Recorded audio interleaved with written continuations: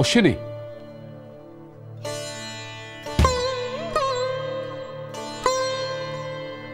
অলক্ষী, আমার কথা মন দিয়ে শোন। দুদিন বাদে মিনির বিয়ে, তোকে যেন এবারই ত্রিসীমানায় দেখা না যায়। হ্যাঁ বাবা, এভাবে হবে না, হবে না আমি বলছি। ওকে এর আগে অনেকবার ভালোভাবে কথা বলা হয়েছে, আপনি আমার হাতে ছেড়ে দিন। এমনি বলো না, ও শুনবে, ও লক্ষ্মী মেয়ে। ভালো কথা শোনার মেয়ে ও নয় মা। বাবা, ওর তো নিজের কোনোদিনই বিয়ে হবে না, ও ইচ্ছা করে চাইছে মিনির বিয়েতে ভাঙচি দিতে। সে কি গো, আমি মিনির বিয়েতে ভাঙচি দেব কেন? আমি তো মিনির বিয়েতে খাওয়ার জন্য লাফাচ্ছি। দেখেছেন, দেখেছেন বাবা, কত কিছু ভেবে রেখেছে। এই এই কান মোল, মোল কান, আর কান মুলে বল এ বাড়িতে কোনো দিন আর আসবো না। মিনির বিয়েতেও না? কোনোদিনই না। আমি আর কোনোদিনও এই বাড়ির ধারে কাছে আসবো না। নাক মোল, মোল নাক। নাক মুলিয়ে হবে না, এটাকে নাকে খত দেওয়াতে হবে। মিনির বিয়ে চিঠি বিলি হয়ে গেছে, আজকালের মধ্যে বাকি চিঠিও বিলি হয়ে যাবে। দু একদিনের মধ্যে লোকজনও চলে আসবে। অলক্ষী, আর যদি কোনো ঝামেলা হয় তাহলে আমার থেকে খারাপ আর কেউ হবে না, এই বলে দিলাম। আবার আসলে আমি তোকে বেঁধে খোয়ারে দেব। জায়গা থেকে চলে যাবো। আর কিছু মুলতে হবে না তো? চল রে পুটি। ধুর বোকা, তোর বিয়ে আর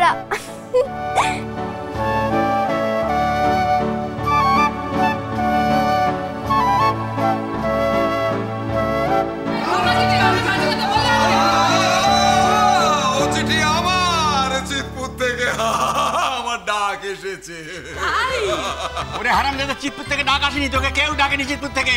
চল দেখে তুমি থামো তো। ও আচ্ছা, আমার ডাক বাক্স এসেছে, আমাকে নিমন্ত্রণ করেছে, নিমন্ত্রণ খাবার ডাক এসেছে আমার। চিঠি নিয়ে আয়। না, ওটা কোনো চিতপুরের চিঠিও নয়, তোমার নেমন্তন্ন খাওয়ার চিঠি নয়। ও চিঠি আমার, আমার প্রমোশন হবে, আমি হেডমাস্টার হব। দে দে দে চিঠিটা দে, আমি তোকে বড় বড় রাজভোগ খাবো। কেউ আমার ইয়েতে হাত দেবে না বলে দিচ্ছি। হ্যাঁ বলছি, ওটা আমার ইয়ে, আমার চিঠি এসেছে, আমার চিঠি। হ্যাঁ হ্যাঁ গো, এটা কি আমার মার চিঠি? আর তোমার মা আবার এখানে কোত্থেকে এলো? তোমার মা তো 4 বছর আগে ইয়েতে ইয়ে হয়ে গেছে, আবার কাঁদে। আসলে কি জানো, আমি একটা ইয়ে পাঠিয়েছিলাম, ওটা আমার ইয়েতে। হ্যাঁ, আসলে আমি মহাজনকে একটা লিস্ট পাঠিয়েছিলাম, তার ওটা লিস্ট এসছে। দে আমাদের।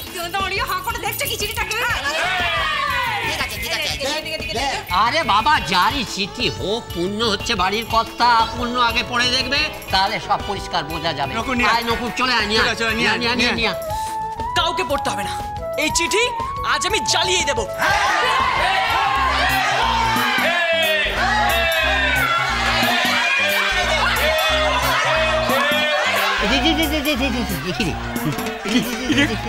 কি শুরু হয়ে গেল এটা?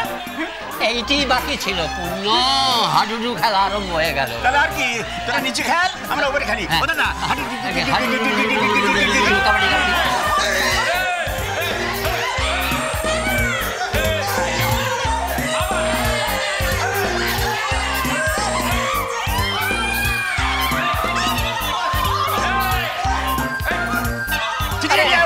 চিঠি যায় না। চলে আয়, চলে আয়।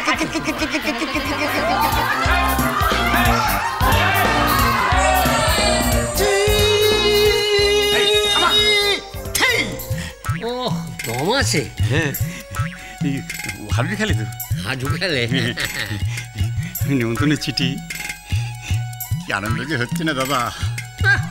এমন ভাব করছিস যেন জীবনে প্রথম প্রেমপত্র পেলি। পড় না জোরে জোরে। ও বাবা, এই প্রেমপত্র পড়ার মতো করে পড়লে হবে না, জোরে জোরে পড়ো যাতে সবার কানে ঢোকে।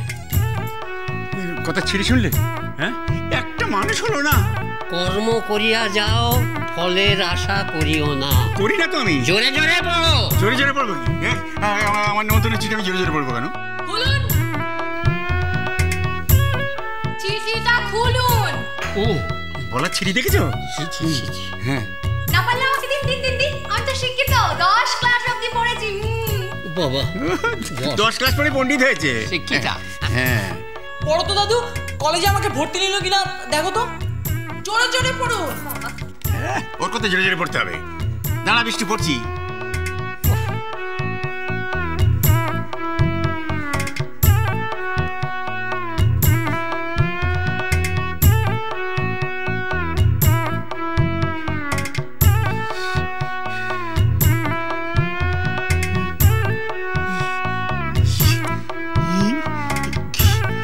এরকম করছি কেন? আসছে কে? কার্গিল। হ্যাঁ।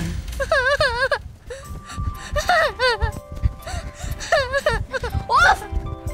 এবার তুই কান্না থামাবি? তোকে এত মারলো তবুও তুই কাঁদলি না কেন? তাই তো বলছি, যখন আমি কাঁদছি না তুই কেন কাঁদছিস? তুই কাঁদিস না কেন?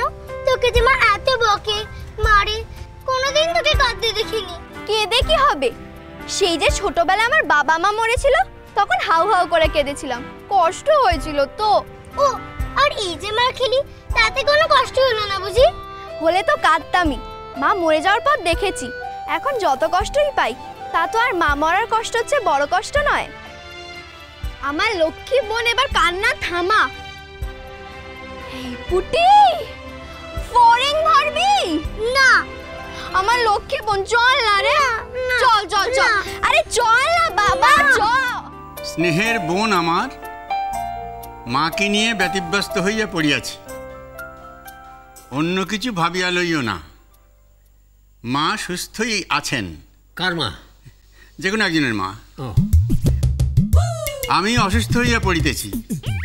তোমার বৌদি অসুস্থ হইয়া গত 6 মাস কাল তার পৈতৃক গৃহে। বুঝিতেছি মার মন কদিন ধরিয়াই তোমার দিকে টানিতেছে। আমি ভাবিতেছি মাকে দিন কতকের জন্য তোমার ওখানে পাঠাইয়া দিব। হয়ে গেল। মাও শান্তিতে থাকুক, আমি কটা দিন শান্তিতে থাকতে পারি। ব্যাস। মা যখন দুজনারই, তখন আমি একা মার আদর পাইব কেন? তোমারও অধিকার আছে মার আদর পাইবার। ভগ্নিপতিটিকে বলিও একদিনের জন্য ছুটি লইয়া আসিয়া মাকে তোমাদের ওখানে লইয়া যাইতে। আর বিশেষ কি ইতি বঙ্কিমের ছানা। তোমার হতভাগ্য দাদা অরুণ।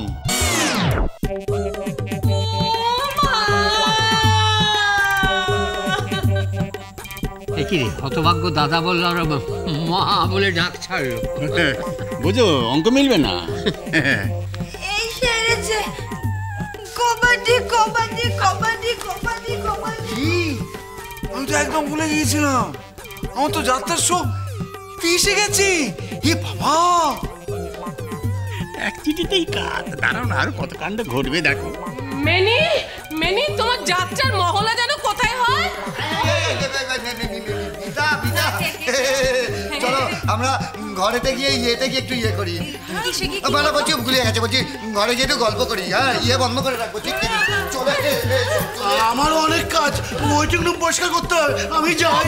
আমিও যাব তোমার সঙ্গে। আগের মতো বাড়িতে থাকার ভুল আমি আর করছি না। দাঁড়াও দাঁড়াও, আরো বাকি আছে। আরো বাকি আছে? হ্যাঁ। ও, তাহলে আর কাঁদছে কেন? তাহলে পুরোটাই শুনি, আপনি পড়ুন। পুনশ্চ শেষে একটা কথা, মাকে যদি তুমি দুদিনের মধ্যে লইয়া না যাও, তবে আমি গলায় দড়ি দিয়া আত্মঘাতী হইব। চিঠিকে টেলিগ্রাম ভাবিয়া যা করণীয় করিও। এই যে বোমা, আরে তোমার দাদা মা সবাই তো বেঁচে আছে, চিঠিতেই তাই প্রমাণ। কাঁদছো কেন? হ্যাঁ, এখনো আছে, কিন্তু মাকে না আনলে তো আর থাকবেন না। না না, থাকবে থাকবে, অত সহজে ওমাল যাবে না পৃথিবী ছেড়ে। আমাকে একটা চিঠি লিখতে হবে। কেন? আমারও মায়ের জন্য মনটা খুব কেমন কেমন করছে মা। আমি কদিনের জন্য ঘুরে আসি মা। খবরদার না, কারোর কোথাও যাওয়া হবে না বাড়ি ছেড়ে। আমার মা আসবে, আমার মায়ের সেবা করতে হবে সকলকে। শুধু তোমার বাবা। এই, তোর বাবা কোথায় রে? মা, দিদা যেন এই বাড়িতে না আসে। কেন রে? সামনে আমার পরীক্ষা, আমি পড়াশোনা করব না বারবার চান করতে যাবো? পারবো না। পারতে হবে। কি ভাবলাম আর কি হয়ে গেল। এটা কি ঠিক হলো? এভাবে লোক দেখে তুমি আমাকে ঠকালে। তুমি বুঝতে পারবে না সব। তুমি বুঝতে পারবে না। ছি ছি, কি ভাবলাম। সংসার সুখের হয় রমণী